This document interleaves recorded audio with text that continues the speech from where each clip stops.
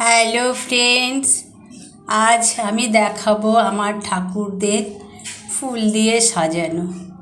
একটা দিদিভাই আমাকে অনেক ফুল দিয়ে গেছে, সুন্দর সুন্দর টগর ফুল, জবা ফুল। দেখুন, সব ঝুড়িতে আমি সাজিয়েছি। এইবার আমি এগুলো দিয়ে ঠাকুরকেও সাজাবো। এত সুন্দর সাদা, আমার দেখে সত্যি ভীষণ ভালো লাগলো। তাই আমি ভাবছি আজকে আমি এই ফুল দিয়ে ঠাকুরকে সাজাবো এবং আপনাদের সেটা দেখাবো।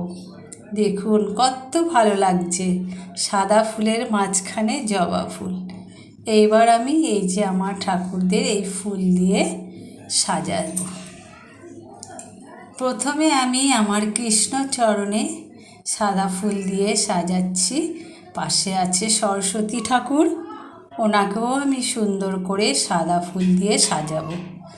আমার সাদা সরস্বতী ঠাকুর এবং তার পায়ে আমি সাদা ফুল দিয়ে দেখুন সাজাচ্ছি, কত সুন্দর লাগছে। আজকে শুধু আমি আমার এই ঠাকুর ঘরে সাজানোটাই দেখাচ্ছি। এত সুন্দর ফুল পেয়েছি আমি যে আমার সাজাতে খুব ভালো লাগছে। কৃষ্ণকে আমি সুন্দর করে এইভাবে সাজালাম। আমার ছোট্ট কৃষ্ণ আছে তার সামনে। এইবার আমি মা কালীকে জবা ফুল দিয়ে সাজাবো। মা কালী তো জবা ফুলেই সন্তুষ্ট হন, তাই ওনার জন্য আমি লাল ফুলটাই রেখে দিই। জবা ফুল দিয়ে মাকে সাজিয়ে পাশে আছে আমার লক্ষ্মী, গণেশ, মহাদেব, গুরুদেব, সবাই আছে। সবাইকে আমি পরপর সাজাবো। এই হচ্ছে আমার গণেশ বাবা, তার পাশে আছে মা লক্ষ্মী, তাদেরও আমি আজকে সাদা ফুল দিয়েই সাজাচ্ছি। এই আমার মা লক্ষ্মীর ঘট, সুন্দর একটা সাদা ফুল দিলাম এবং কিছু ছোট কুচো ফুল দিলাম। এইবার আসবো আমার বাবা মহাদেবের সামনে সাজানো। আমার বাবা মহাদেবকে আমি আকন্দ ফুল, সাদা ফুল দিয়ে সুন্দর করে সাজাচ্ছি। তারপরে আমার আছে গুরুদেব, তার জন্য কিছু রেখেছি।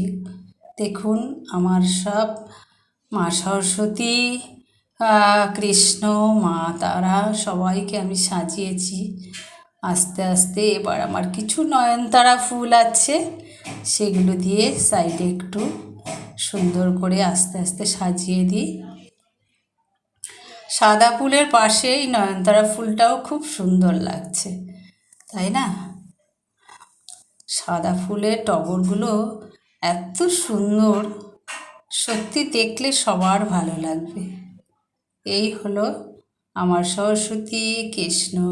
এইবার আমার গুরুদেব, ওনাকেও আমি সাদা দিয়ে সাজিয়েছি, তবে মাঝখানে আমি একটা ছোট্ট এক ধরনের জবা ফুল দিয়েছি, আর দুই দিকে আমি সাদা ফুল দিয়ে সাজাচ্ছি। এই হলো আমার আজকে ঠাকুর ঘরের সমস্ত সাজালাম ফুলগুলো দিয়ে, তাই আপনাদের দেখালাম। আমারও খুব ভালো লাগলো ঠাকুরকে এই ধরনের সুন্দর সুন্দর ফুল দিয়ে সাজাতে।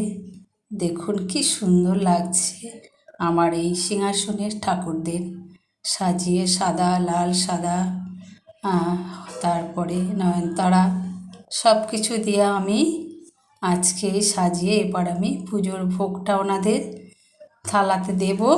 আজকে আমি ভোগে দেব, কলা আছে, কলা দিয়ে মা লক্ষ্মী আর গণেশ পাশাপাশি।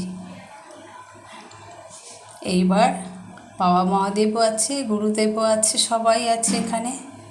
সবাইকে ভোগের থালায় আমি কলা কেটে দিয়েছি, জল, ফল, মিষ্টি সব কিছু আমি দিয়ে ঠাকুরের এবার পুজো সমর্পণ করব। এই হলো আজকে আমার ঠাকুর ঘরের সাজানো কমপ্লিট হয়ে গেল। Bye bye.